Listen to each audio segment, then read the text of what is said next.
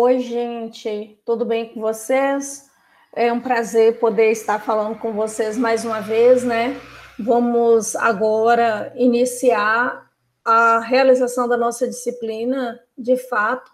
Estamos iniciando agora a primeira semana está previsto, se não tiver nenhuma alteração no nosso calendário, né? Então, a previsão é que ela aconteça dos dias 10 a 16 de maio. Volto a lembrá-los que a disciplina de estágio supervisionado 3 tem uma carga horária de 75 horas. E eu sou a professora Rosimeire Barbosa da Silva Moura. Então, pessoal, conforme está previsto no nosso plano de ensino, e eu já expliquei para vocês, né, na videoaula de abertura da disciplina, a intenção é podermos trabalhar a disciplina de estágio supervisionado 3 de maneira o mais independente possível do ambiente de estágio de vocês, para que ela possa terminar, concluir dentro do calendário previsto, né?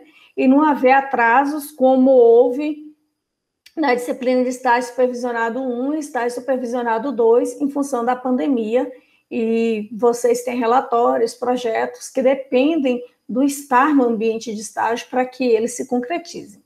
Então, por causa disso, nós estamos explorando o tema Covid-19, né, nessa disciplina, e agora, nessa primeira semana, a gente vai dialogar um pouquinho acerca do impacto da Covid-19 na economia brasileira.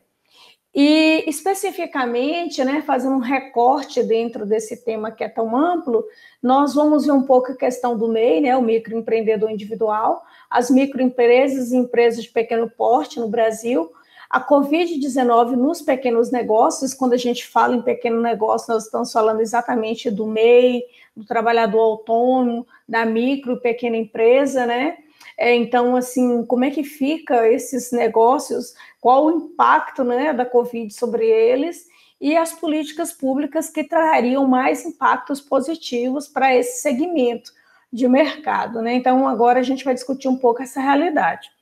Penso que antes de falarmos como a Covid impactou, eu acho que é interessante a gente discutir um pouquinho, de maneira breve, a classificação, né, desses segmentos empresariais. E eu começo falando para vocês sobre o microempreendedor individual, né, o MEI, popularmente chamado de MEI.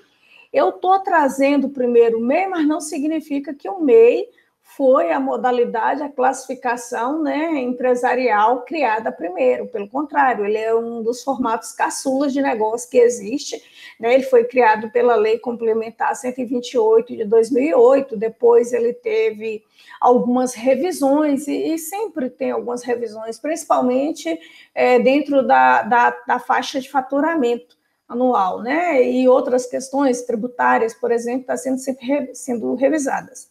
Então, quem é o MEI, né? Havia, dentro dos outros formatos empresariais, uma lacuna muito grande, né? Principalmente, vocês sabem que no Brasil existe uma reclamação muito grande acerca da carga tributária para as empresas. E aí, o trabalhador informal no mercado brasileiro era inúmeros, são inúmeros trabalhadores informais, e isso é péssimo para a pessoa e é péssimo para a economia, né? Você imagina aí um homem, uma mulher que trabalha a sua vida toda na informalidade, se adoece, não tem um amparo previdenciário, né? Se a mulher deu à luz, teve um filho, não tem um amparo previdenciário, chega na ocasião de aposentar, é muito complicado, porque não houve o recolhimento, né? Das taxas necessárias para a Previdência Social, então isso fica muito complicado. Aí vocês vão me dizer, tem a LOA? Sim, e eu vou dizer para vocês que como eles não contribuíram, então vai onerar, né, a Previdência Social, vai ficar muito difícil. E então, assim, foi olhando esse mundo que existe, esse mundo paralelo de trabalhadores informais, pessoas que trabalham aí com pintura, costura, bordado, cozinha, bares, né, restaurantes, açougues, gráficas, né, uma série de prestação de serviços, né, que o governo, diante também das pressões do SEBRAE, né, pressão de outros órgãos que trabalham com um pequeno, né, com um pequeno empresário no Brasil, foi que houve a criação dessa lei, para poder reduzir, né, o mercado informal, o que é ótimo tanto para o trabalhador, que passa a ter o seu amparo previdenciário, que passa a ser reconhecido, né, inclusive pelos seus fornecedores. Vocês sabem que muitas empresas não vendem para o negócio informal, né, porque não tem nem como estar emitindo uma nota fiscal, então fica muito complicado. Então, o MEI é aquele trabalhador autônomo, individual, que pode atuar com venda de produtos ou serviços e que o seu faturamento anual não ultrapasse de R$ 81 mil por ano. Chama atenção para esse valor de 81 mil, ele já foi reajustado, né? Antes era um valor menor, e quero dizer a vocês que ele não é fixo, né? De tempos em tempos o governo dá uma revisada aí nesse faturamento. Lembro também que o MEI não pode possuir mais de um estabelecimento, né, ou participar de outra empresa como sócio ou como titular desse outro negócio. E ele só pode ter um empregado contratado, né, carteira assinada, que receba um salário mínimo ou piso da categoria. E eu chamo a atenção que é muito comum, né, negócios familiares, às vezes um casal resolve criar um negócio, né? Vamos vender cachorro-quente, vamos fazer bordado, pintura, costura, né? E tantas outras possibilidades. E aí, de repente, um abre o negócio em nome próprio e contrata o outro como empregado. Então, assim, o MEI para o Brasil, ele é uma grande fonte geradora de emprego e renda, né? Então, para nós, né, para o nosso país, foi muito importante a criação desse segmento empresarial. Antes era 476 ou era 86 atividades que podiam ser cadastradas como MEI no Brasil. Só que há pouco tempo o governo fez uma revisão, né, de quais atividades podiam se cadastrar, e o critério que ele usou foi exatamente o nível de periculosidade. E aí, aquelas atividades que, no entender dele, tinham um grau de periculosidade grande, né? Ele tirou dessa lista de atividades que podiam ser cadastradas, que os seus desenvolvedores podiam se cadastrar como MEI. Se vocês quiserem aprofundar um pouco mais a respeito desse assunto, né, vocês podem verificar quais são essas 400 atividades hoje permitidas pela legislação que podem se cadastrar como MEI. Por isso eu deixo aqui para vocês esse endereço do portal do MEI, né? Quero ser, formalize-se atividades permitidas. Existem outras questões a respeito do MEI, como tributação e outros elementos que a gente poderia estar conversando, mas eu penso que não é o foco, né, dessa disciplina. Como eu disse, eu só quero que vocês entendam como a Covid está impactando nessa faixa de negócios, né, de empresários, e por isso que eu estou aqui fazendo essa abertura, apresentando para vocês como são esses segmentos. Um outro segmento empresarial é exatamente a microempresa e a empresa de pequeno porte, né? Esses dois segmentos, eles foram criados a partir da Lei Complementar de 2006, né? E essa lei complementar, ela vai trazer outros formatos, né, de sociedades empresariais que podem ser cadastradas como microempresa ou como empresa de pequeno porte. Ela pode dizer que a sociedade empresária pode ser uma microempresa ou uma empresa de pequeno porte, a sociedade simples pode ser microempresa ou empresa de pequeno porte, a empresa individual, né, de responsabilidade limitada, também conhecida por EIRELI, pode ser microempresa ou empresa de pequeno porte. E o que vai dizer, né, se ela é uma microempresa, se uma EIRELI, se uma sociedade simples, se uma sociedade empresária, ela é uma microempresa ou uma empresa de pequeno porte, né? O que vai dizer, gente, é exatamente o faturamento, né, a receita bruta dessa instituição, dessa empresa, desculpa. Se ela arrecada, se ela tem uma receita bruta igual ou inferior a 360 mil reais por ano, ela é uma microempresa. Se o faturamento dela está se é superior, né, a 360 mil, igual ou inferior a 4 milhões e 800, então ela é uma empresa de pequeno porte. Então, é isso que vai dizer se ela é microempresa ou empresa de pequeno porte, é o grau de faturamento.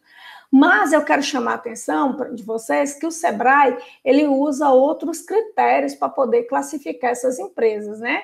Ele se baseia no número de empregados que o IBGE vai disponibilizando.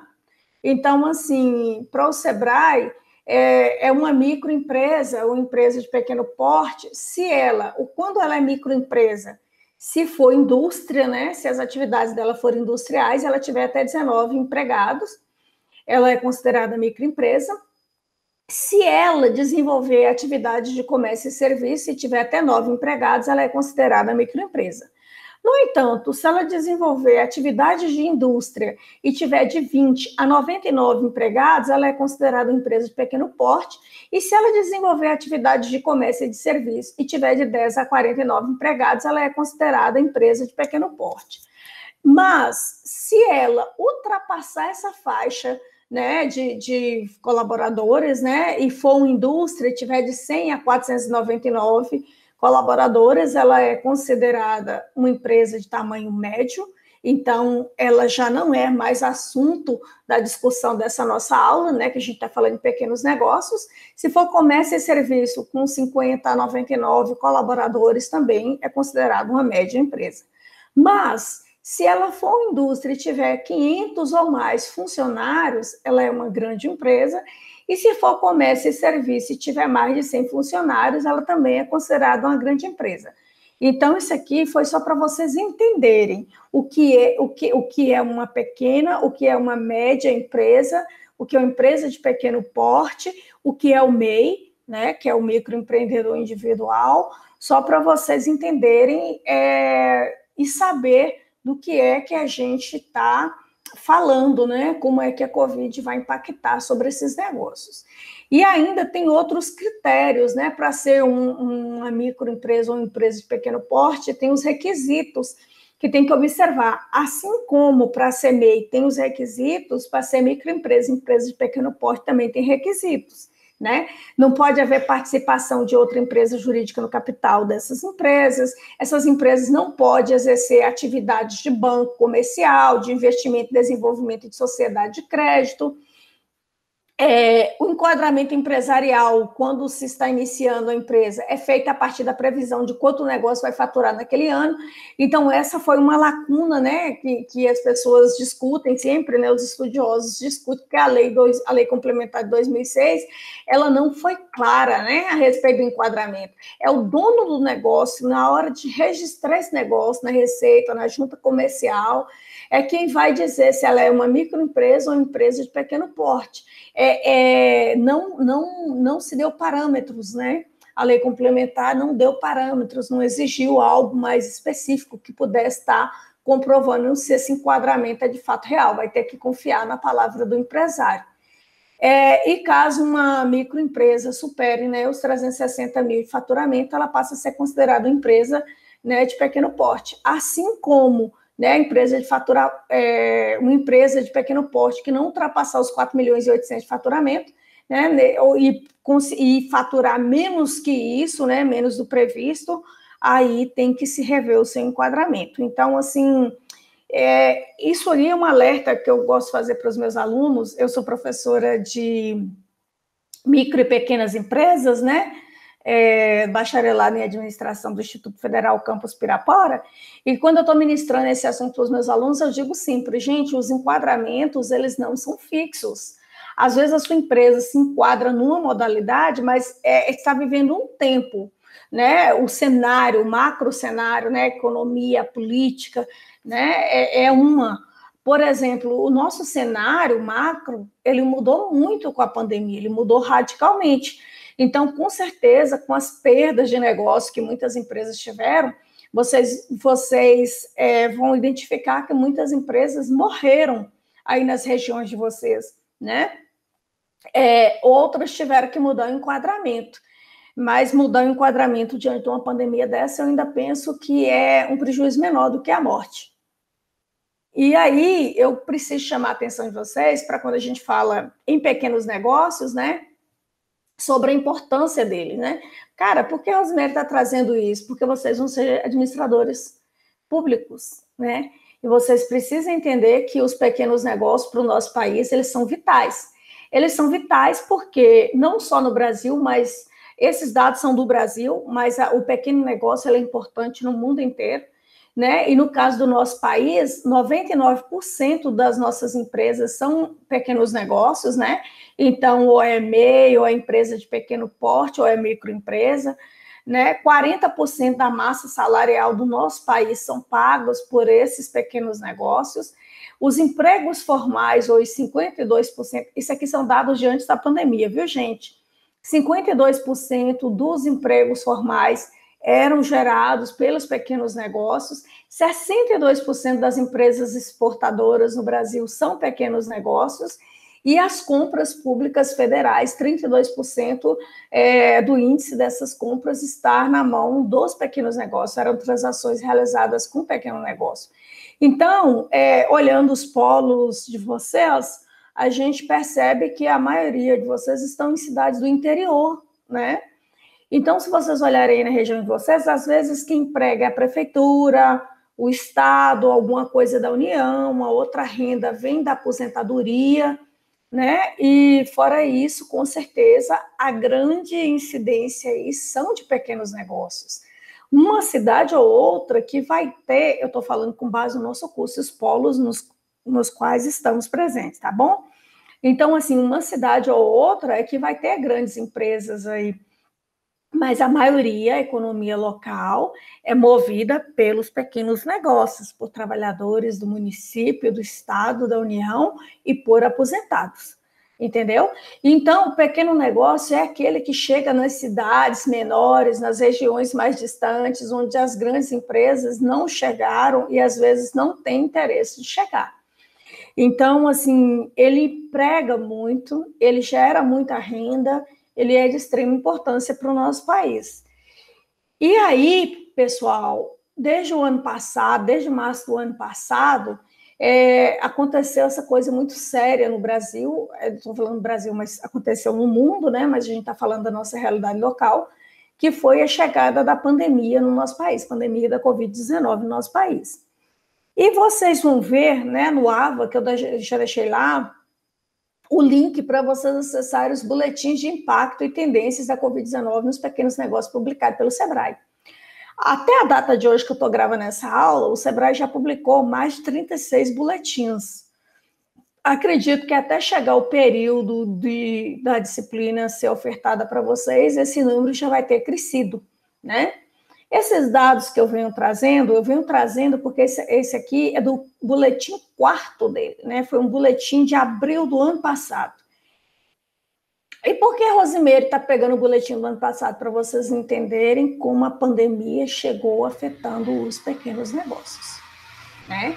Em abril do ano passado, quando foi publicado o quarto boletim de impacto, o comércio varejista sofreu uma queda de 69% com relação às semanas normais, fora da pandemia, e o comércio eletrônico já havia crescido 3,6% nos últimos dias, né? A moda, né? O mercado da moda havia diminuído as vendas 77%, já tinha tido uma queda de 77% com relação às semanas normais, e o comércio eletrônico já havia apresentado um crescimento de 15% nos últimos dias. O mercado de alimentos e bebidas sofreu uma redução de 66%, né, em relação à semana normal, mas até aquela ocasião não se mostrava dados ainda relacionados ao comércio eletrônico. A construção civil também não trazia dados do comércio eletrônico e já tinha tido uma queda de 62%. A beleza tinha tido uma redução de 76%, né, nos seus negócios, todos em relação aos seus períodos normais, fora da pandemia, mas já apresentava uma venda de perfumaria e cosméticos no mercado online de 3,7%, né? As oficinas e peças automotivas tinham tido uma queda de 69% no faturamento e sem evidências ainda de comércio eletrônico. O mercado do turismo foi um dos que mais sofreu, vocês percebem, com certeza na região de vocês sempre deveriam sair, né, ônibus levando turistas para as várias regiões do país, e vocês viram que teve um tempo que ficou totalmente estagnado, né, a saída desses ônibus, não tinha condição de sair, porque ou os pontos turísticos estavam fechados, ou a própria cidade estava fechada, impactou de maneira geral, né? Então, a crise sobre esse setor foi muito grande. O artesanato também sofreu uma queda de 70%, mas acreditava que, sim, em um determinado momento, ele poderia conseguir um índice de estabilidade. Pet shop, 51% da redução, né, em relação à semana normal, não havia ainda dados, né, de crescimento do mercado eletrônico, e as economias criativas reduzirem 80%, né, com relação à semana normal, sem informações acerca de vendas no comércio eletrônico. Então, assim, o que isso quer dizer? Isso quer dizer, gente, agora estou em Montes Claros, mas na ocasião que esses dados saíram, eu ainda estava em Pirapora, e naquela ocasião, né, no início da pandemia, o ano passado, até setembro, outubro do ano passado, vocês percebem que o pequeno negócio estava muito perdido ainda sobre como fazer, o que agir para poder sair da crise, né? Muitos empresários fecharam seus negócios, fecharam suas portas, demitiram imediatamente os funcionários, alguns muito preocupados, porque haviam tomado empréstimos, tinha um negócio que tinha acabado de ser inaugurado, né? Outros tinham acabado de ampliar o próprio negócio, o próprio estabelecimento, melhorado, tinha pessoas que tinham feito compras, né? Esperando as festas do ano, então tinha ampliado o seu estoque. E o que pôde perceber, eu que estava em Pirapora, como eu disse a vocês, é que muitas empresas, as empresas do pequeno negócio, elas têm uma resistência muito grande ao comércio eletrônico. Enquanto as médias empresas e as grandes empresas, elas têm site, esses sites são alimentados com frequência, são atualizados. As pequenas empresas, vocês podem ver que é raro você encontrar uma pequena empresa, uma empresa de pequeno porte, um microempreendedor individual que tenha sites dos seus negócios. No máximo que conseguem ter, às vezes, é uma página no Instagram, uma página no Facebook, olhe lá, e às vezes eles ainda misturam o conteúdo do negócio com o conteúdo da vida pessoal. Eu ficava olhando espetinho de Pirapora, açaí, cachorro-quente. Era uma foto de um cachorro-quente e a foto do dono na praia, a foto do dono com um copo de cerveja na mão, entendeu? Então, havia essa dificuldade de separar, né, as identidades, a identidade do negócio da identidade do dono do negócio. Outra coisa, às vezes, deixava totalmente desatualizado, né? Fazia uma postagem, passava 2, 3 meses sem fazer outra postagem. E outros em si têm uma resistência muito grande, nem estão lá. Eu me lembro que, na ocasião, meus alunos e eu criamos um catálogo, né, em parceria com o Sebrae, com o CDL, com a SEAP. A gente criou um catálogo eletrônico de negócios, né, compre do pequeno, exatamente para poder incentivar o comércio local para os pequenos negócios. E aí, o que a gente percebeu é que tinha muitos pequenos negócios que não tinha nem logomarca, não tinha nem identidade visual, entendeu? Então, teve uns que, para a gente conseguir registrar no catálogo, a gente tem que falar, tira uma foto aí da frente do seu negócio e manda para a gente, para que a gente possa estar cadastrando aqui, divulgando o seu negócio. Então, a pandemia, ela chegou, ela exigiu que esses donos de negócio pudessem estar repensando o seu próprio negócio, né, como forma de evitar a falência e a mortalidade, né, e a confusão foi muito grande, porque muitas empresas não sabiam o que fazer. Não tinha nenhuma habilidade com o mercado eletrônico, outras, no máximo que fazia era postagem, mas não divulgava preço, não tinha essa coisa de concluir todo o processo de venda, toda a logística do produto, de apresentar o produto, dar o preço do produto, vender o produto, comercializar o produto, entregar o produto, né? Toda essa negociação por meio virtual, meios eletrônicos, muitas empresas, muitas pequenas empresas, pequenos negócios demonstraram que não tinham essa habilidade.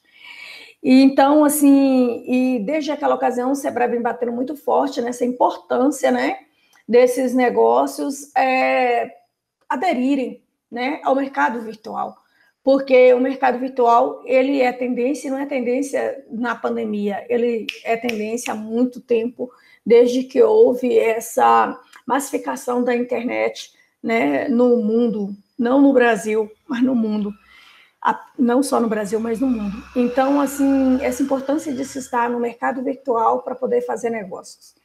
E aí, esses negócios aqui, e eles não são os únicos, quando vocês olharem os boletins, vocês vão encontrar outros segmentos de negócios lá, né? Uns com mais facilidade, outros com mais dificuldade de poder atuar no mundo virtual.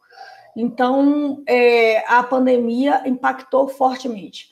Tem pessoas que entregaram os pontos, as lojas físicas, foram trabalhar de casa, né, para tentar fugir do valor do aluguel. Então, assim, foram coisas muito sérias que aconteceram com a pandemia sobre esses negócios. O impacto foi muito grande. Aí, pessoal, então, diante desse cenário de pandemia, de mortalidade empresarial, de crise, de desemprego, né, se espera que o governo ele tenha políticas públicas, né, que possam trazer impactos positivos para esses negócios. Logo no início não se tinha, né? O Brasil de imediato ele não conseguiu apresentar nenhuma política pública específica, né, para poder auxiliar os pequenos negócios no enfrentamento, né, desse cenário, para evitar o desemprego em massa, para evitar a mortalidade das empresas, né? Então, o que se aconselhava muito é que esses pequenos negócios, os donos desses pequenos negócios, pudessem estar negociando suas dívidas, né? Foi um período, se vocês repararem, apareceram muitos pontos comerciais para ser alugados, né? Então, sugeriu-se, por exemplo, que pudesse estar procurando pontos mais baratos, mudando o local. Alguns empresários, como tinham empréstimos, aconselhou, se orientou que pudesse estar renegociando os prazos de pagamento, né, desses empréstimos. Foi editada uma medida provisória 927, ela foi muito importante, né, porque ofereceu ao empresário várias alternativas que permitissem assim, flexibilizar as relações de trabalho e oportunizava a manutenção dos empregados, né, e das atividades.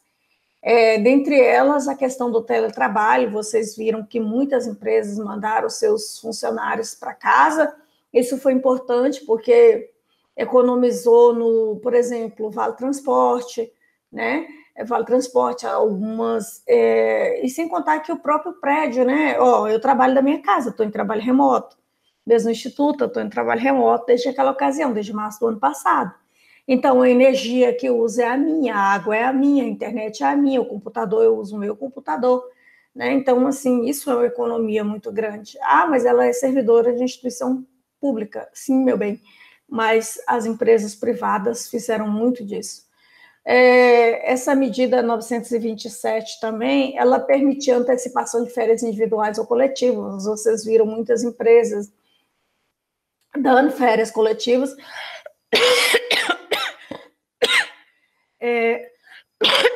Não se preocupem, nenhum é Covid, eu sou asmática, tá? Então, assim, dando férias coletivas aos seus funcionários, antecipando feriados, né? Também podia criar banco de horas, é importante. Eu te dou descanso agora, mas quando eu precisar de você mais na frente, eu não vou te pagar hora extra, a gente vai compensar, isso é bom também, é bom para os dois lados. A suspensão da exigência administrativa em segurança e saúde no trabalho, né? Por exemplo, realização de exames periódicos, né? De saúde ocupacional, né? Então, eles ficavam suspensos. Direcionamento do trabalhador para a qualificação, era uma oportunidade que tinha, antecipava, manda fazer a qualificação, podia também. O diferimento do recolhimento do Fundo de Garantia Tempo de Serviço, o governo deu 3 meses para as empresas poder estar repassando o FGTS, né, no ano passado. Então, assim, foram medidas tentando, assim, minimizar o impacto, o peso sobre as empresas. E vocês vão ver, por exemplo, depois, mais na frente, houve o governo criou, né, um programa de crédito para as micro e pequenas empresas, né?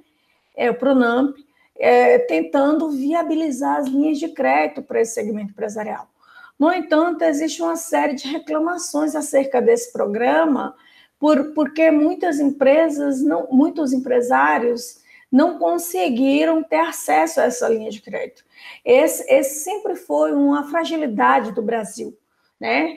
Se você olha, por exemplo, um país como os Estados Unidos, ele entende quando uma empresa está começando, que ela é pequena, ele entende que ela precisa de amparo, ela precisa de apoio, ela precisa de facilidade ao crédito para ela poder crescer, expandir, fortalecer os seus negócios. Já o Brasil tem uma preocupação muito grande de que ele não é nem coelhinho da Páscoa, nem o Papai Noel, não existe almoço grátis. Então, tá bom, eu vou te conceder um empréstimo e você vai me pagar como, né? Eu sou banco, eu vou te conceder um empréstimo e você vai me pagar como? Quais garantias que eu tenho? Então, a dificuldade do crédito, a dificuldade de acesso ao crédito no Brasil é muito grande, e esse crédito, na maioria das vezes, é muito caro, entende? Então, o governo, agora, na pandemia, criou-se um programa tentando ajudar os micro e pequenos empresários a enfrentar essa crise. E o que os empresários, né? O Sebrae fez uma pesquisa com os empresários e ela vai mostrar exatamente o que eles, né? O que esses pequenos negócios esperam, né? Esperavam do governo. Então, eles esperavam uma redução da carga tributária dos impostos em 40%, eles esperavam subsídios para os salários e os custos fixos das empresas em 38%, uma redução das tarifas de água e de luz em 32% e ampliação da linha de crédito em 26%. Então, quando se fala em políticas públicas para os pequenos negócios em tempos de pandemia, eram essas expectativas dos trabalhadores, tá bom?